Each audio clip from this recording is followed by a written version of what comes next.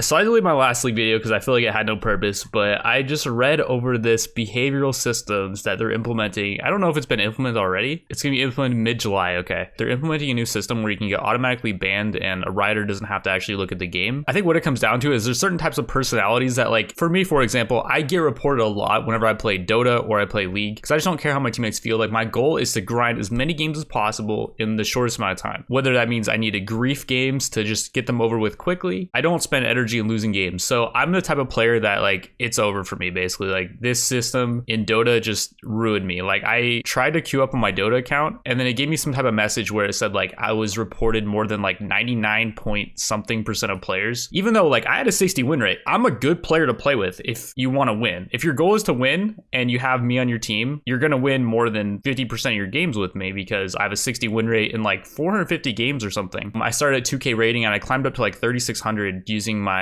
offlane broodmother strat. But yeah, so the idea of doing a competitive climb for me is it's over. But I just want to show you guys the examples they give. So Syndra throwing her jungler's buff. I don't think I've ever seen someone do this. Even on my newer accounts, when I do like the unranked challenges, I've never seen something like this. Like, they had to get creative with their ideas of griefing. Like, I've never seen a Nivea wall block either. Like, maybe once the game is completely over, but the fact that they're using these examples is like, I feel like it's some kind of troll or something. Oh, here's a TP. Okay. He's TPing back in. After he dropped the ward, he's TPing in. I've never seen someone do this either. Like, starting level 1. I've seen maybe out of like my, I don't know, thousands of games, I've seen someone grief level 1 before the game even starts, maybe like 5 times. I think it just goes to show how detached from reality that this dev team is when they use examples like that. Like, they're basically saying, like, this is a problem that needs to be addressed. You know, Ashe is TPing in and feeding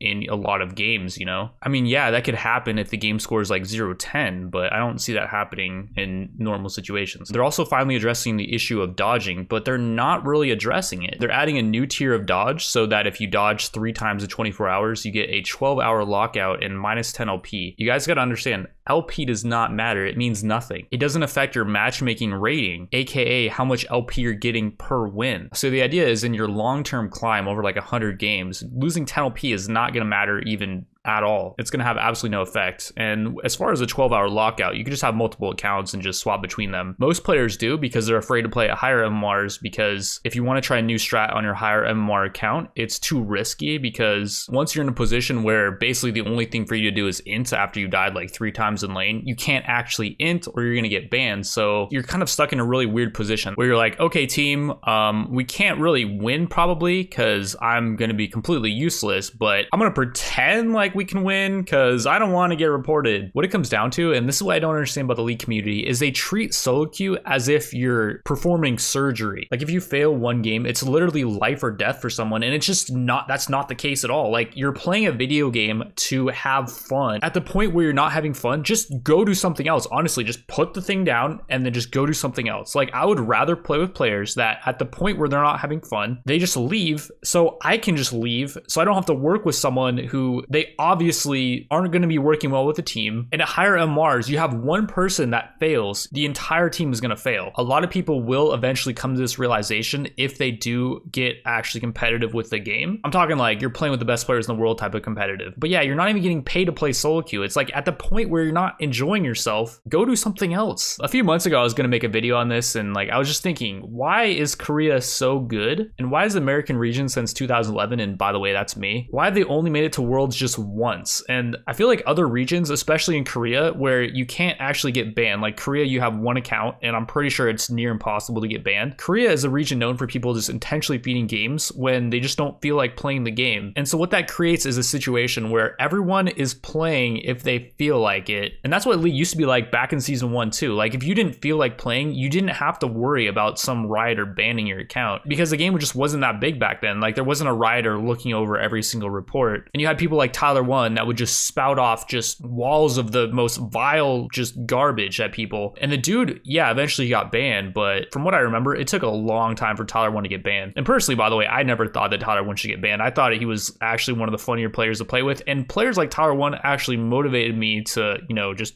dump on him because it was funny to see his reactions and like his mental breakdowns that he would have when you would just dump on him. I'm not saying that I would dump on him every single game or whatever, but the games where you did win against Tyler, like, that was actually a lot of fun. I think the idea with these behavioral systems is they expect you to treat this like a job when it's like, it's not your job, dude. It's a video game that you're playing for fun. It's for fun. You're not playing an LCS, and you're probably never going to play an LCS, especially the way LCS is arranged now. There's a lot of gatekeeping in the LCS. You have a lot of players that just, they don't deserve to be playing there. I guarantee if they actually had systems where like even Diamond players could make a team to compete in the LCS, I guarantee a team of Diamonds could just dumpster some of these teams. I mean, even back in season 1, before I joined TSM, I put together a team of like 2K rated players, and we almost beat TSM. I'm not going to say we beat them, but we almost beat them in a go for a little. And one of the players I had on my team was a dude I worked with. Like, a lot of League is not necessarily being the best team, it's being able to